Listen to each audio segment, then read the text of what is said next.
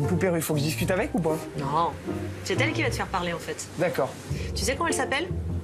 Raphaël. Non, elle s'appelle Piston. D'accord. C'est très moche. Très laid. Je te l'accorde. On se le dit. Mais il y a une bonne raison pour lui avoir donné ce moche prénom. Tu peux me lire la première phrase là et le mot? La pistantrophobie et la peur de faire confiance aux gens en raison d'expériences passées qui ont mal tourné. Ça te parle ou pas? Ça me parle un peu. Tu comprends pourquoi je l'ai appelé comme ça? Je comprends. Parce que comme c'est toi... Enchanté, piston. Hein? Voilà. Donc je viens d'apprendre aujourd'hui que j'étais pistantrophobe. Pourquoi pas? Alors cette petite poupée russe Piston, à l'intérieur d'elle, elle a des questions. D'accord. Et donc je vais te demander de l'ouvrir et de prendre la première question, qui est donc Piston au numéro fond 2. d'elle. Et chaque question que cache cette poupée russe est un secret enfoui en moi. Donc à moi de le révéler à Lucie. Qui es-tu et quelle est ta problématique? Quand on commence facile, hein?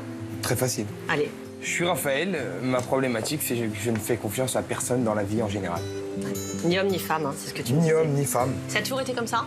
Ouais, toujours. J'ai beaucoup de mal à faire confiance aux femmes parce que moi-même, j'ai jamais été de réelle confiance déjà vis-à-vis d'elles. Donc, Bien sûr, ça compte. forcément, si tu sais que tu vas fauter, tu peux pas avoir confiance en la personne avec qui t'es. Il n'y a pas plus jaloux que les personnes qui sont elles-mêmes infidèles. Exactement. On ouvre la deuxième de poupée? Dis-moi juste qu'il y en a pas beaucoup, quoi, Il y en a 6. des pistons comme ça. Parle-moi de ton enfance, de ta famille, de ta scolarité. Tes parents sont-ils confiants ou méfiants? Je pense que vraiment, pour le coup, ça n'a rien à voir avec mes parents. Mes parents m'ont toujours tout apporté. Même s'ils avaient des disputes entre eux, on les a jamais vus, moi et ma sœur. Après, ma scolarité à moi, elle a été très médiocre. C'est-à-dire que je suis un enfant qui n'a pas envie d'aller à l'école. Je me suis fait virer de lycée. Le jour de mon BEP, je me suis pas réveillé, je dormais. Donc j'en ai fait baver à mes parents quand même.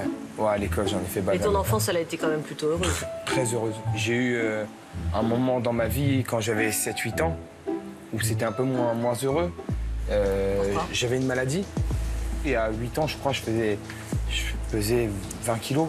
Donc pendant un an, ça a été difficile, plus pour mes parents, je pense, parce que moi, en fait, je m'en rendais pas Tu forcément réalisais compte. pas trop, toi. Voilà.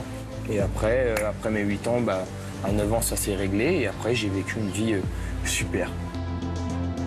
Je suis sidéré par ce que je suis en train de dire.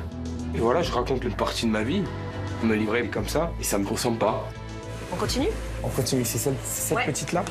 Et ces trahisons, alors raconte-les-moi. Ces trahisons, j'en ai tellement que je sais pas par où commencer. Je trouve plus ça grave. Parce qu'en fait, tu t'es résigné, tu t'es blasé. J'ai des gens avec qui je m'entendais très bien, je pensais que c'était des amis. Qui m'ont trahi vis-à-vis des femmes. Au final, je me rends compte que la confiance, ça se gagne avec le temps et avec les actes, pas avec les paroles. Maintenant, les gens à qui j'ai laissé ma confiance, ils m'ont prouvé tout le contraire. Donc forcément, c'est chiant. En fait, moi, je crois qu'on peut pas faire confiance entièrement à une personne. Je pense qu'il y a des personnes qui sont dignes de confiance dans certains domaines et pas dans d'autres. Exactement. Moi, je pensais pas à tout ça. Je mélange beaucoup de choses. C'est-à-dire, moi, la confiance, c'est sur tout. C'est un tout. Et tu peux pas, parce que personne n'est parfait. Les gens ne sont pas idéaux dans tous les domaines. Non, mais bon. Ils peuvent pas être parfaits et forts dans tous les domaines. Quel risque prends-tu à refaire confiance, notamment en amour? Je sais pas si je prends des réels risques, mais... Qu'est-ce qui pourrait se passer? La joie. Enfin, être heureux, donc c'est pas un risque.